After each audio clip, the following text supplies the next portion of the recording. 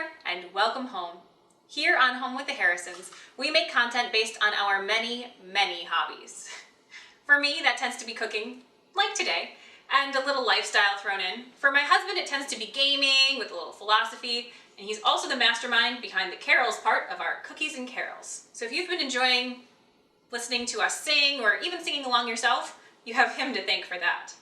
Now, I can't list all of our hobbies here, but if any of the stuff I just listed sounds interesting to you at all, you can go ahead and check out some of our older videos. You could like or subscribe if you want. We try to put out at least one video every single week. Now, this month is special because we are doing a series called Cookies and Carols. Every week we are going to be going through a different sweet treat that I like to make around the holiday times, and also singing some carols together in my music room. So if you're interested in that at all, make sure you subscribe and hit the notifications bell because you won't want to miss the last couple of videos this month. And today I am making gingerbread. One of my favorite holiday treats and probably one of our longest holiday traditions. But before that, I want to make sure you check out the description box for all the ingredients if you're going to be cooking along with me. And we are going to start with a very joyful carol to get us in that cheerful gingerbread baking mood, Joy to the World. So I will see you after the song.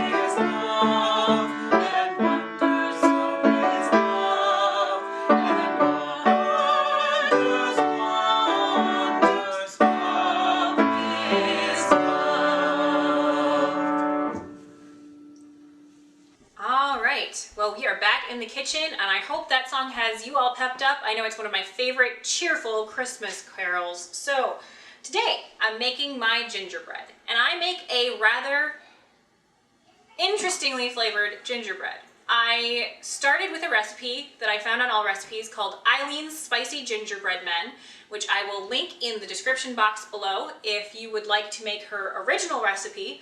I've added a few tweaks to it.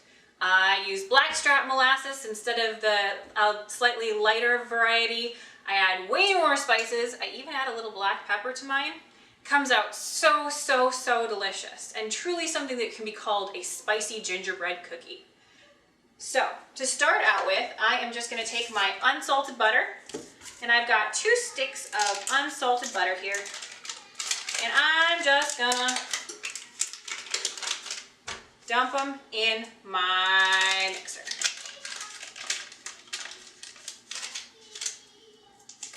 And it's going to take me a little longer than usual because I swear it has been just so cold in this house. The butter just keeps sticking to the papers. Alright, so I am going to just blend that up until it is fluffy and a slightly lighter color than it was.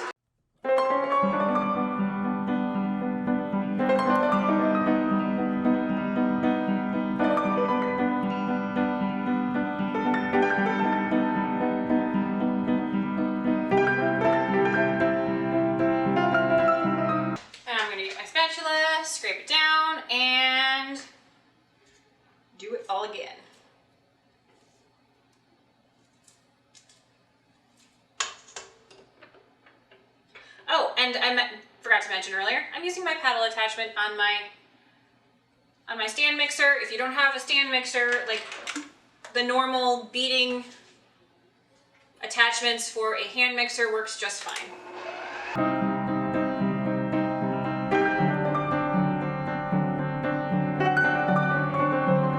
So the next thing I'm going to do is I am going to put the sugar in. It's 1 cup of granulated sugar.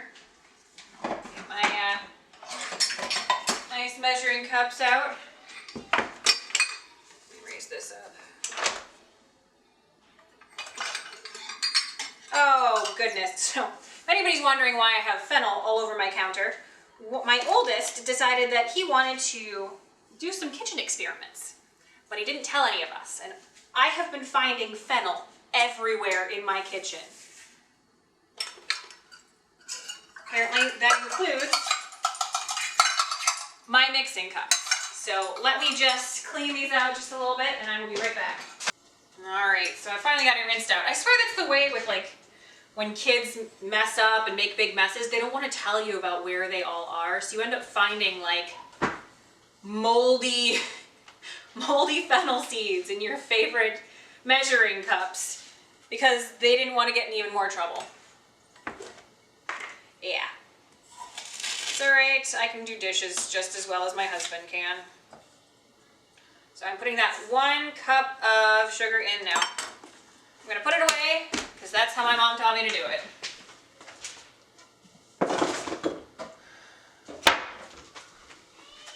And I'm going to lower my mixer.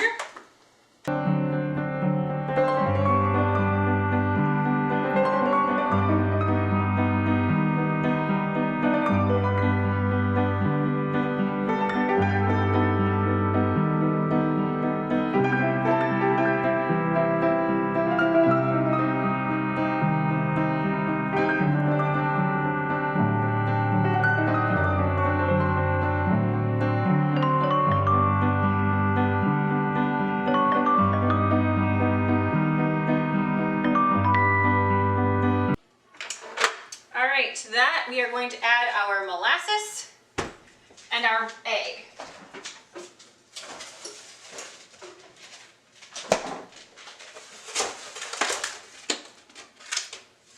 Just 1 egg for this, but you're going to need a whole cup of molasses. Sounds like a lot. And especially if you're using blackstrap molasses like I am, it is going to be very intense in flavor. So if you don't like that intense molasses flavor, go ahead and grab something that's like slightly lighter in flavor. You know, you don't have to go the lightest molasses either. You can do a darker molasses that's not that deep blackstrap molasses. You know, choose what works for you. That's what I always do when I'm cooking, which is why I often have recipes that are inspirations, but I never actually make them the way they're written. All right, so I'm just gonna reuse that 1 cup measure. Oh, I have a nice new thing of molasses. And I am gonna do the trick where I spray the inside of the cup with cooking spray, so the molasses actually comes out of it. So, I don't know, you might have known that, you might not have, but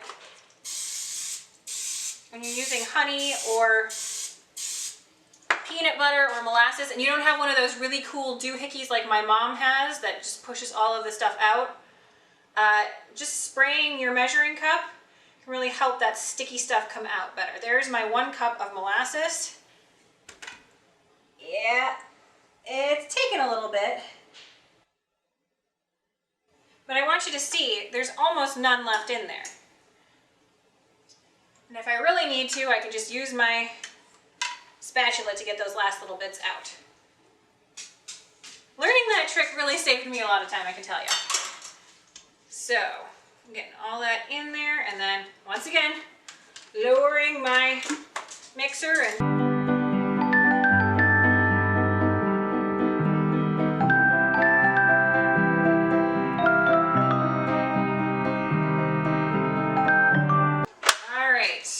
hate to beat a dead horse and keep repeating myself, but yes, I'm scraping this down again. I will say that's one of the things that's nicer about a hand mixer over a stand mixer. You can really use a hand mixer to get into those crevices and like scrape down almost with the mixer itself and not need to use your spatula quite so much. Whereas the stand mixer, it's stationary. Sometimes you gotta scrape it down.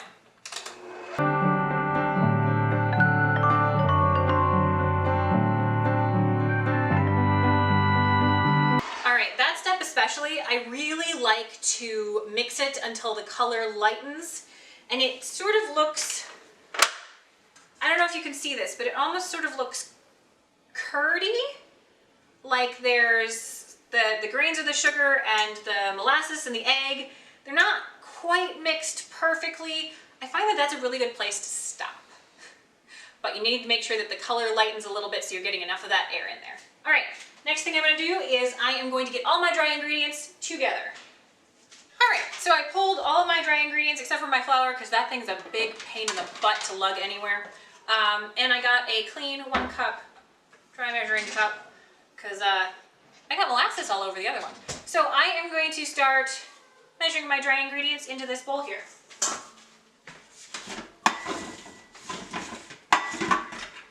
And don't mind Joe, he's just making lunch.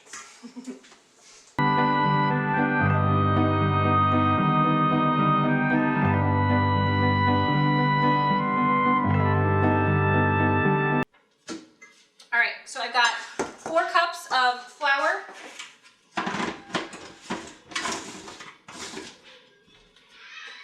And then I am going to have a full teaspoon each of baking soda and baking powder. There's my teaspoon measure. 1 teaspoon of baking powder.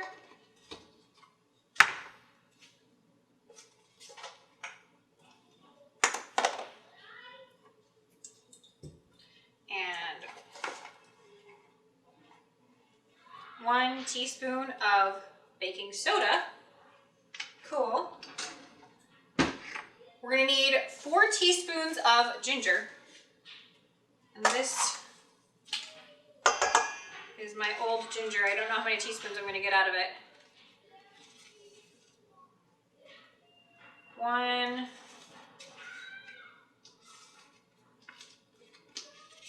This was a gay gift from my parents one year, where I ended up having to go out in a snowstorm to get more ginger.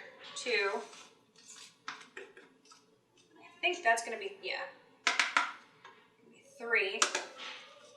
And so for Christmas that year, they gave me a 1/4 pound of ground ginger. I am just finishing up now. It's kind of satisfying to finish that up. And then this last one is the 4th teaspoon of ground ginger. Next thing we are going to need is 2 teaspoons of ground cinnamon. This is one of those recipes where the highlight isn't the cinnamon. The cinnamon is just sort of a backup player. So go ahead and use whatever you've got on hand. It's not really gonna change the flavor that much if you use cheap cinnamon, I guess is what I'm saying. I am then going to use 1 teaspoon of salt. Because I'm using unsalted butter, if you are using salted butter, you might want to minimize and or, you know, skip the salt completely. Oh, my salt container is a pain. All right, so that's probably a teaspoon between what leaked out of the container and what was in the spoon. And I'm also going to need a teaspoon of ground cloves. Maybe a little less, because I find that if you use a little bit too much cloves, it's really, really overpowering. And one of the reasons is that cloves are something that they use to anesthetize your mouth a little bit in like primitive dental work. When they did it, they would use clove oil to anesthetize your mouth. It does numb your taste buds and other parts of your mouth. So too much clove really is very overpowering because it destroys your ability to taste anything else. You know, I remember, this is a very appetizing thing to talk about, but when I had my wisdom teeth out, I had dry socket, and that's what they used to prevent that from being very painful, was clove oil. And then the last thing is I am going to put in a teaspoon, why did I put that away? A teaspoon of allspice. I love allspice. It's one of my favorites. All right, so I've got all my spices there. Let me go through that again. Flour, baking powder, cinnamon, ginger, salt, baking soda, cloves, and allspice. Okay, all right, so I am just going to use my whisk here. Oh, I don't have everything. So I like to put in quite a bit of black pepper, and I like to fresh grind mine because I have this really fancy pepper grinder from my in-laws that they gave us for Christmas one year.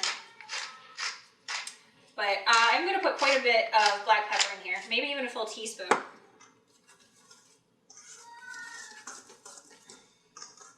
Really, it's another spicy flavor, you know.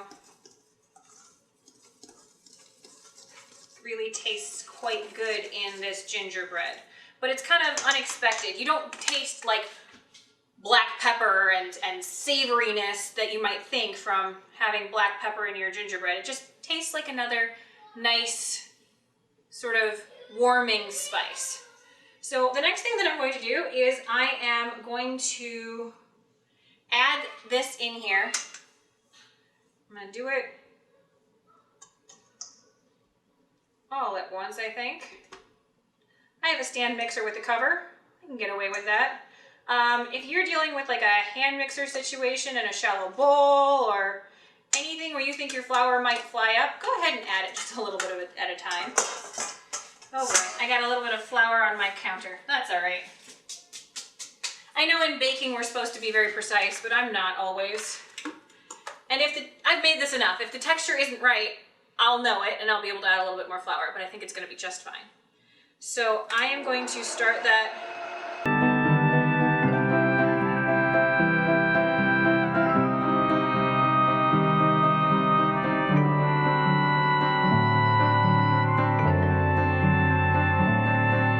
All right, so that dough came together like that. And you'll see it's like a kind of very sticky, crumbly sort of dough. Now I am going to try and scrape down my sides and the bottom of my bowl especially. I find my mixer especially doesn't always reach the bottom.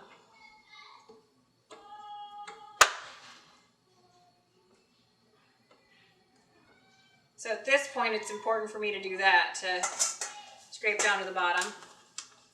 And I'm going to put it down. Just quick. Cool. And a drop of cinnamon. That's okay. I'll pick it up in a sec. So as you can see, maybe you can't.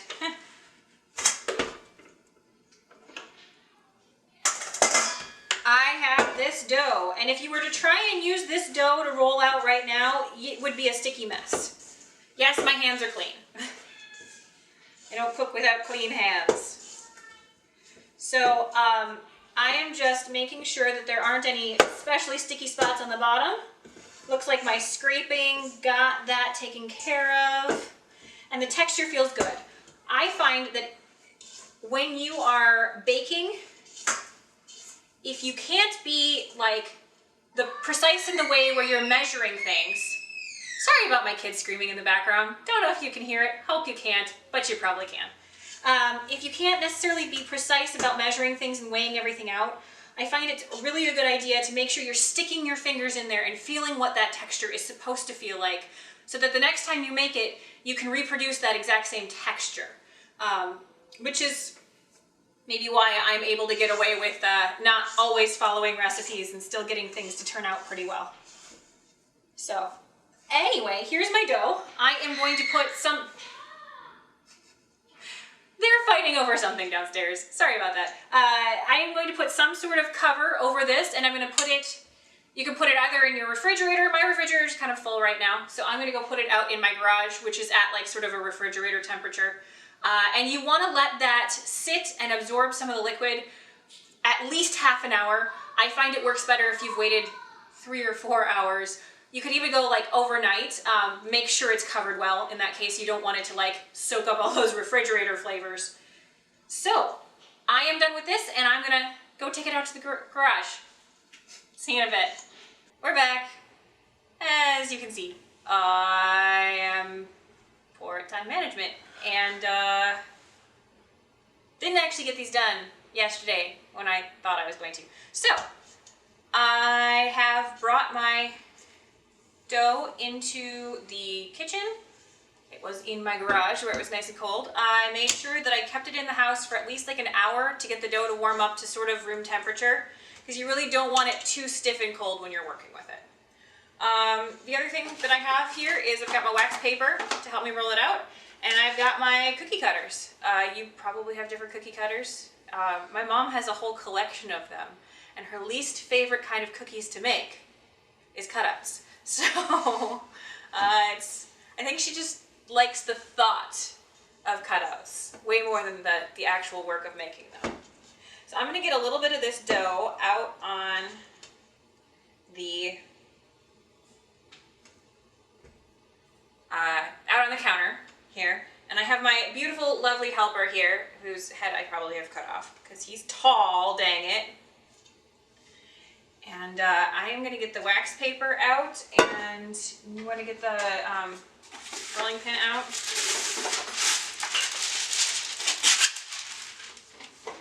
So I usually like to have 2 pieces of wax paper. That's way too much. But it's what we got, so it's what we're going with.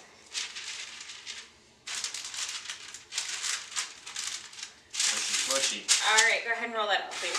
So okay. What you're looking for is like a 1/4 inch thick. And the reason I'm using wax paper and not flour is if you add flour, you're really changing the dough itself. And so every time you roll it out, it's going to be a little bit more floury, it's going to be a little bit more stiff, it's going to be a little bit more hard to roll out, and it's also not going to taste as good. This way, you know, we've got the dough staying the same throughout. The wax paper wants to move more than the dough wants to move. So the struggle can be real, especially since we only make cutouts, what, like twice a year maybe?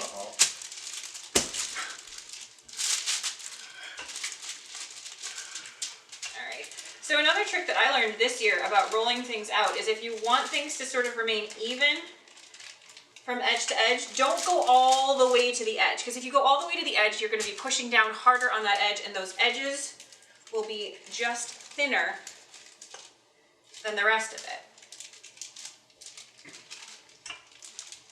I also like to use my hands and not the handles, because I feel like I have more control with how much pressure I'm using. It's this way. All right, let's flip it. I'll hold and you roll.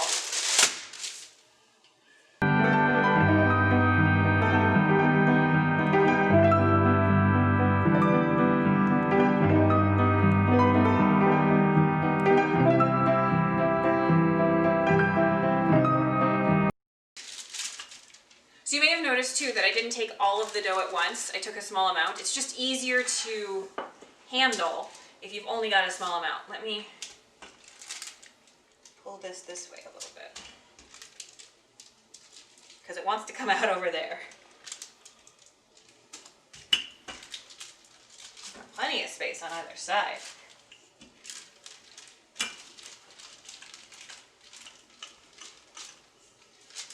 So I'd say that this is thin enough. All right. You want to go ahead and lay those out, and I'm going to get a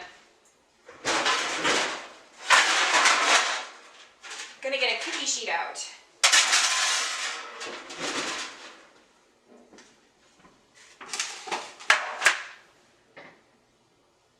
All right, so I actually found, I know I just asked you to lay this out, you waste less dough if you sort of get an idea of how to optimize your dough, so you don't have to roll it as often, right? If you sort of lay them out first. But then I start to cut, and then I can even get just a little bit closer.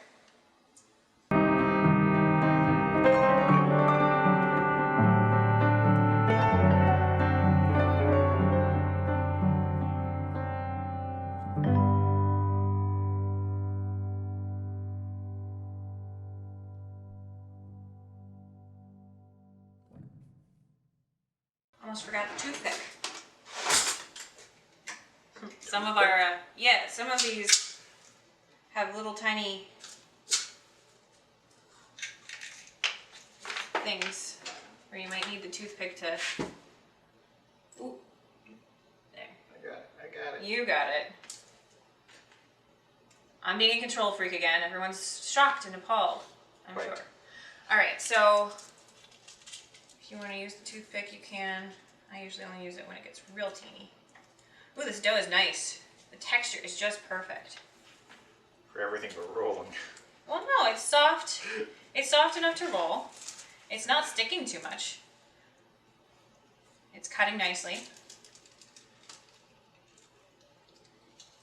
All right. So, and I tend to be sort of obsessive about getting an even amount of all of the cutouts that I make.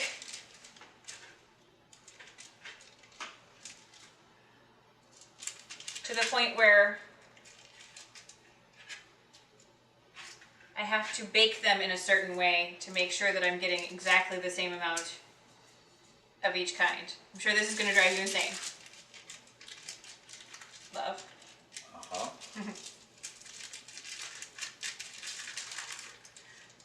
I'm going to go a little thinner next time. So like with any cutout cookie dough, if you want your cookies to bake a little crunchier, you can definitely roll them thinner. And if you want them to be baked so that they're softer, you can make sure that they're thicker when you're rolling them out. So I'm just going to add a little bit of more dough to that.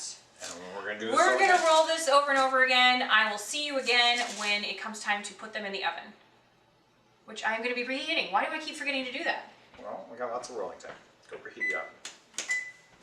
Be back soon. We'll be back. While he's fiddling with that, we're back. And I have 2 dozen gingerbread cookies on my 2 different baking sheets. I've got a dozen on each.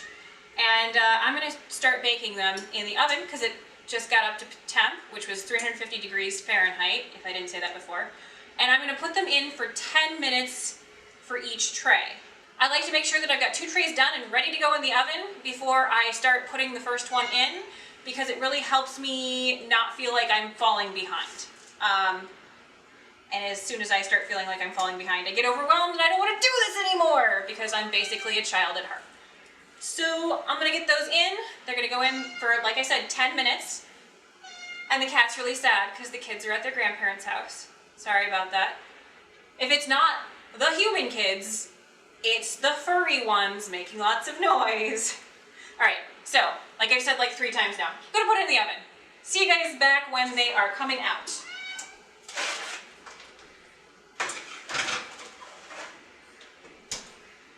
All right, my first batch is beeping, and I'm going to take them out.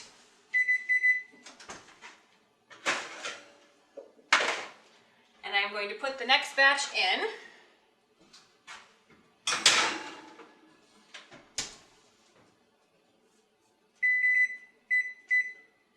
All right, and then that timer is set for 10 minutes.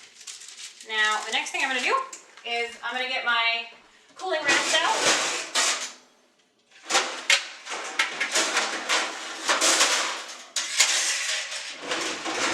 Loudly, apparently. And then I'm going to get these cooling on these cooling racks.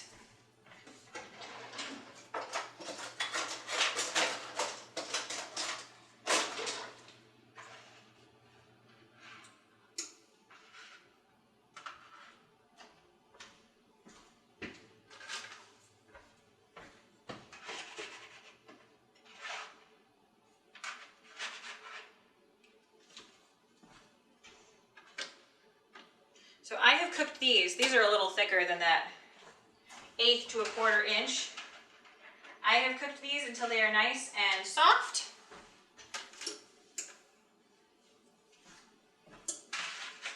But still they're going to still set up, you know, nice and solid. And you'll have a little bit of crunch to them once they are cooled.